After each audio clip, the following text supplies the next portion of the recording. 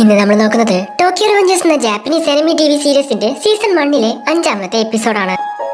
Episode നോക്കി തന്നെ ടാക്കമിച്ചി അവൻ ജോലി ചെയ്യുന്ന സ്ഥലത്തോട് ചെല്ലുവാണ്. നിനക്കിവിടെ ജോലിയൊന്നുമില്ല, ഇനി പെട്ടിയും കടക്കൊക്കെ എടുത്ത് വീട്ടിലോട്ട് പോയിക്കോ എന്ന് അവിടുത്തെ മാനേജറും പറയുന്നു. എന്താണ് കാര്യമെന്ന് അന്വേഷിക്കുമ്പോ 2 ആഴ്ച നീ ജോലിക്ക് വന്നിട്ടില്ല, അതുകൊണ്ട് തന്നെ നിന്റെ ജോലി പോയി എന്ന് പറയുന്നു. ഓ, നവൂട്ടോ പറഞ്ഞത് ശരിയാണെന്ന് തോന്നുന്നു. പാസ്റ്റിൽ 2 ആഴ്ച നിന്നത് കൊണ്ട് തന്നെ ഫ്യൂച്ചറിലും 2 ആഴ്ച കടന്നുപോയി. മാഡം, അറ്റ്ലീസ്റ്റ് ഞാൻ ഇതൊരു ജോലി ചെയ്തതിന്റെ ശമ്പളമെങ്കിലും തരുമോ എന്ന് ചോദിക്കുന്നു. ഇല്ല എന്ന് മാഡവും പറയുന്നു. അങ്ങനെ അവൻ നവൂട്ടോടെ അടുത്തോട്ട് വരുന്നു. ഹേയ് നവൂട്ടോ, എന്തുകൊണ്ട് ഞാൻ പാസ്റ്റിൽ പോയി? ഹീനയോട് നടന്ന കാര്യങ്ങളൊക്കെ പറഞ്ഞൂടാ? അവൾ മരിക്കുമെന്നുള്ള കാര്യമൊക്കെ അവളോട് പറഞ്ഞു കഴിഞ്ഞാ പിന്നെ അവൾ മരിക്കില്ലല്ലോ. ഓ, നീ ഇത് വളരെ സിമ്പിൾ ആയിട്ട് എന്നെ തീർക്കാൻ വേണ്ടി ശ്രമിക്കുവാണല്ലേ? നീ വിചാരിക്കുന്ന പോലെ ഒന്നും നടക്കില്ല. നീ ഇത് പറഞ്ഞു കഴിഞ്ഞാ ആദ്യം തന്നെ അവള് വിചാരിക്കുക നിനക്ക് ഭ്രാന്ത എന്നാണ്. നീ പറയുന്നൊന്നും അവൾ വിശ്വസിക്കില്ല, പിന്നെ നീ പറയുന്നൊന്നും അവൾ കേൾക്കുകയില്ല. അന്ന് ഞാൻ ചെറിയ കുട്ടിയായതുകൊണ്ടാണ് നീ പറഞ്ഞ കാര്യങ്ങളൊക്കെ ഞാൻ വിശ്വസിച്ചത് എന്ന് നവൂട്ടോ പറയുന്നു. ഇത് കേൾക്കുന്ന ടാക്കമിച്ചി, ഓ അതും ശരിയാണ്. ഹേ ടാക്കമിച്ചി, നമ്മൾ ഡ്രാഗൺ മരിക്കുന്നത് എങ്ങനെയെങ്കിലും തടുത്തു നിർത്തണം, അതല്ലേ വേണ്ടത്? നമുക്ക് കിട്ടിയ റിപ്പോർട്ട് അനുസരിച്ച് 50 ബൈക്ക് ഗാങ്സ് ചേർന്ന് ഒരു മീറ്റിംഗ് അറേഞ്ച് ചെയ്തിട്ടുണ്ടായിരുന്നു. അതിൽ വെച്ചാണ് ഒരാൾ ഡ്രാഗനെ കൊന്നുകളഞ്ഞത്. കൂടുതലായിട്ട് ഇതിനെപ്പറ്റി റിസർച്ച് ചെയ്ത സമയത്ത് എനിക്ക് മനസ്സിലായത് ഡ്രാഗണും മൈക്കിക്കും എന്തോ പ്രശ്നമുണ്ടായിരുന്നു. അവർ രണ്ടുപേരും അടിച്ചു പിരിഞ്ഞു മൈക്കിയുടെ ആളുകളാണ് ഡ്രാഗനെ കൊന്നുകളഞ്ഞത്. ഡ്രാഗനെ കൊന്നത് 2005 ഓഗസ്റ്റ് 3-ാം തീയതി. ഇന്നത്തെ ഡേറ്റ് 2017 ജൂലൈ 20. സംഭവം നടക്കാൻ ഇനിയും 2 ആഴ്ച കൂടി ബാക്കിയുണ്ട്. പക്ഷെ മൈക്കിയും ഡ്രാഗണും ഫൈറ്റ് ചെയ്യാൻ യാതൊരുവിധ ചാൻസും ഇല്ല. അവരൊക്കെ ബ്രദേഴ്സിനെ പോലെയാണ് എന്ന് ടാക്കമിച്ചി പറയുന്നു. പക്ഷെ എന്തൊക്കെ പറഞ്ഞാലും ഓഗസ്റ്റ് 3-ാം തീയതി ഡ്രാഗൺ മരിച്ചുപോയി. നമുക്കിനിയും 2 ആഴ്ച കൂടി സമയമുണ്ട്. അന്ന് ഡ്രാഗൺ മരിച്ചത് കൊണ്ടാണ് മൈക്കി ആളാകെ മാറിയത്. മൈക്കി ഇല്ലാത്തത് കൊണ്ട് കിസുക്കിയെ പേടിച്ചിട്ടാണ് നിന്റെ ഫ്രണ്ട് ആക്കോൺ ആത്മഹത്യ ചെയ്തത്. ഇവളാർക്കിന് ശേഷം ടോമ ആകെ മാറിപ്പോയത് കൊണ്ടാണ് എന്റെ സിസ്റ്റർ ഹീനയും മരിച്ചുപോയത്.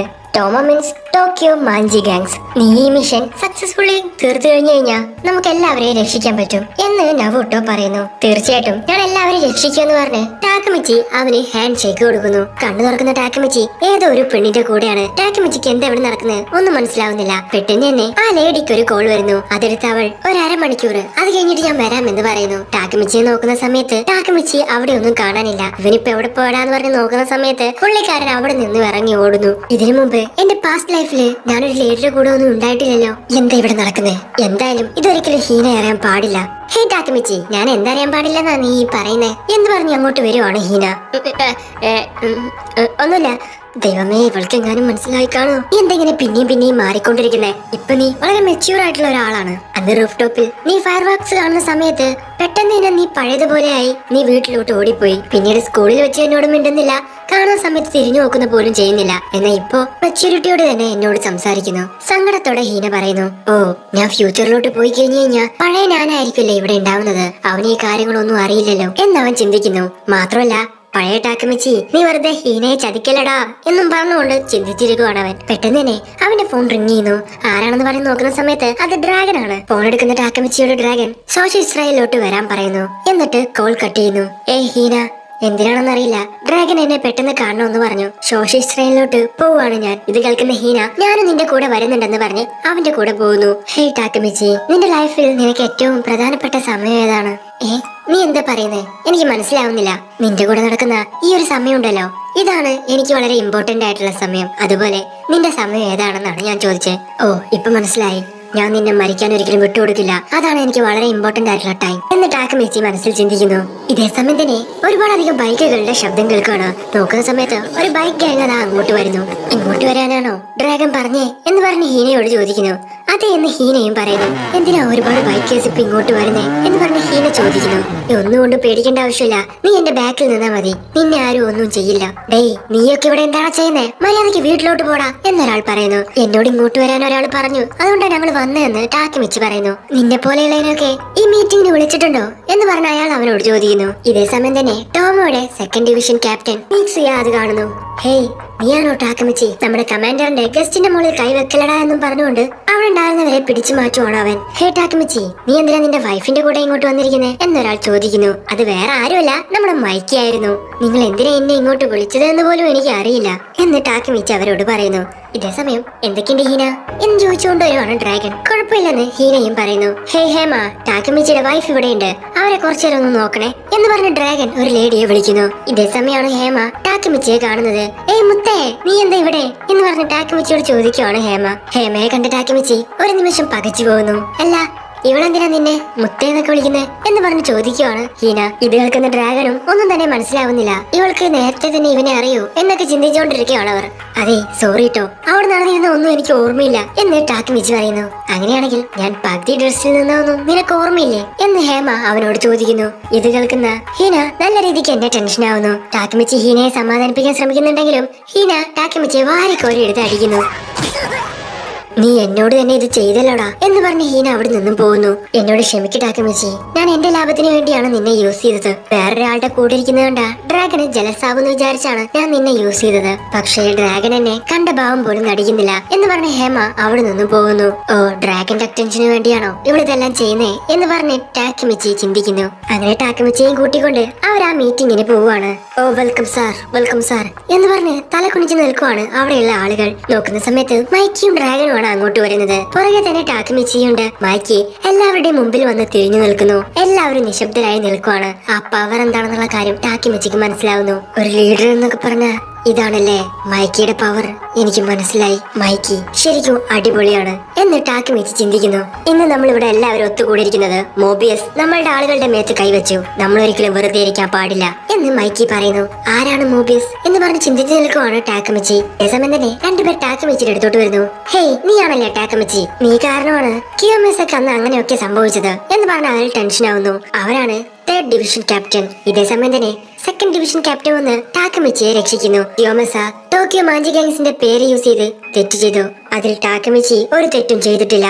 ഹേയ്, പായെന്ന് വളരെയധികം മൂഡൌട്ടിലാണ് നിൽക്കുന്നത്. നീ ഇതൊന്നും വലിയ കാര്യമാക്കി എടുക്കണ്ട ടാക്കമിച്ചി എന്ന് ഡ്രാഗൺ പറയുന്നു. പാക്ക് എന്ത് പറ്റി എന്ന് പറഞ്ഞ് ടാക്കമിച്ചി ചോദിക്കുന്നു. ഇതിനെല്ലാം തന്നെ കാരണം ആ മോബിയസിന്റെ ലീഡറാണ്. പായുടെ ഫ്രണ്ട്സിന്റെ കൂടെ അടിയുണ്ടാക്കി അവന്റെ ഗേൾ ഫ്രണ്ടിനെ അവന്റെ കൺമുമ്പിൽ വെച്ച് എന്നെ റേപ്പ് ചെയ്തു. മാത്രമല്ല അവന്റെ ഫാമിലിയിലുള്ള ചില ആളുകളെയും അവൻ അറ്റാക്ക് ചെയ്തു.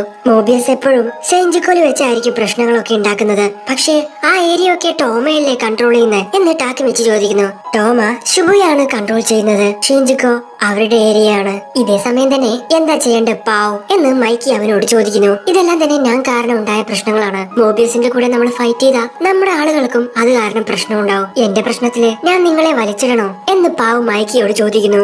ഞാൻ നിന്നോട് ചെയ്യണോ വേണ്ടയോ എന്നാണ് ചോദിച്ചത്. എനിക്ക് തീർച്ചയായിട്ടും അവന്റെ കൂടെ ഫൈറ്റ് ചെയ്തേ പറ്റൂ എന്ന് പറഞ്ഞ് പാവ് ഒച്ചയുണ്ടാക്കുന്നു. ഓക്കെ ശരി, ആരെങ്കിലും പാവിന് വേണ്ടി നമ്മൾ ഫൈറ്റ് ചെയ്യുന്നത് വെറുതെ ആണെന്ന് തോന്നുന്നുണ്ടോ? അല്ലെങ്കിൽ ആർക്കെങ്കിലും അവരുടെ കൂടെ ഫൈറ്റ് ചെയ്യാൻ പേടിയുണ്ടോ? എല്ലാവരും ഫൈറ്റ് ചെയ്യാൻ തന്നെ പറയുന്നു. അപ്പൊ എല്ലാവരും റെഡിയല്ലേ? ഓഗസ്റ്റ് 3-ാം തീയതി ആ ഫെസ്റ്റിവലിന്റെ അന്ന് മോബിയസിനോട് നമ്മൾ പ്രതികാരം ചോദിക്കുന്നു എന്ന് മൈക്കി എല്ലാവരോടും വിളിച്ചു പറയുന്നു. അങ്ങനെ എല്ലാവരും അവിടെ നിന്നും പിരിഞ്ഞു പോകുന്നു.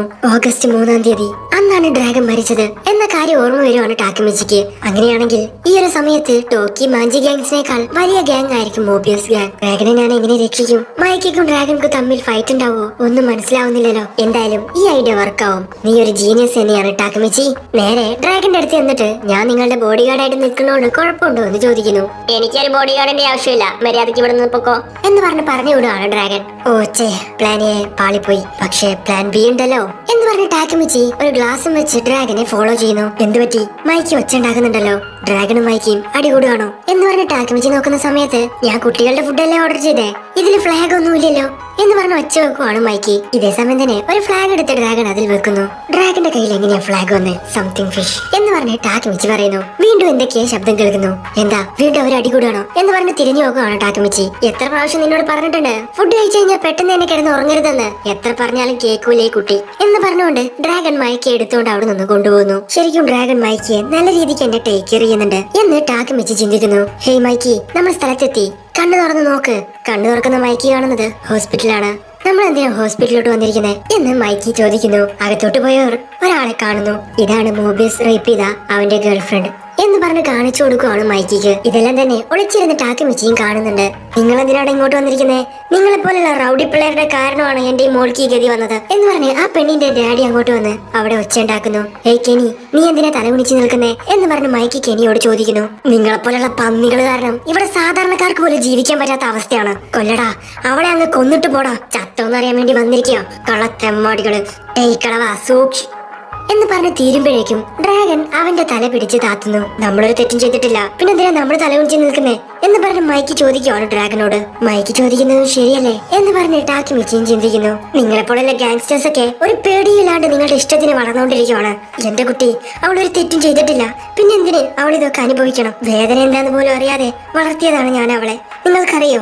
ദയവ് ചെയ്ത് ഒരിക്കലും ഇനി എന്റെ കൺമുന്നിൽ നിങ്ങളെ കാണരുത് എന്ന് പറഞ്ഞ് അവളുടെ അമ്മയും അച്ഛനും അവിടെ നിന്നും പോകുന്നു.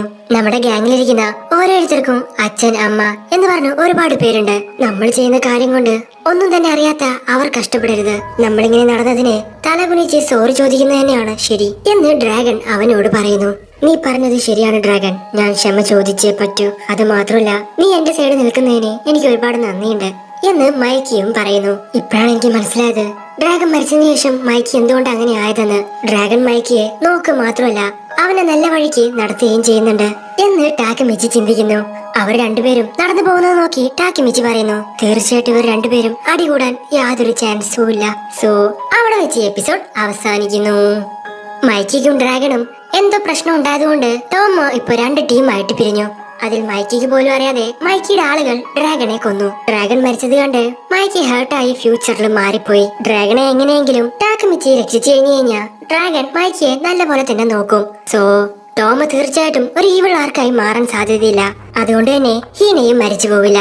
ടാക്കിമിച്ചിക്ക് ഈ പ്ലാൻ നല്ല രീതിക്ക് തന്നെ മുന്നോട്ട് കൊണ്ടുപോകാൻ പറ്റുമോ ഇല്ലയോ എന്നൊക്കെ തീർച്ചയായിട്ടും നമുക്ക് അടുത്ത എപ്പിസോഡിൽ കാണാം. എന്തായാലും ഈ വീഡിയോ നിങ്ങൾക്ക് ഇഷ്ടപ്പെടുന്ന ലൈക്ക് ചെയ്യുക, ഷെയർ ചെയ്യുക, സബ്സ്ക്രൈബ് ചെയ്യുക, അത്തരത്തിലുള്ള ബെൽ ഐക്കൺ കൂടി എനേബിൾ ചെയ്യുക. അടുത്ത എപ്പിസോഡ് അടുത്ത ദിവസം വരെ. അതുവരേക്കും ബൈ.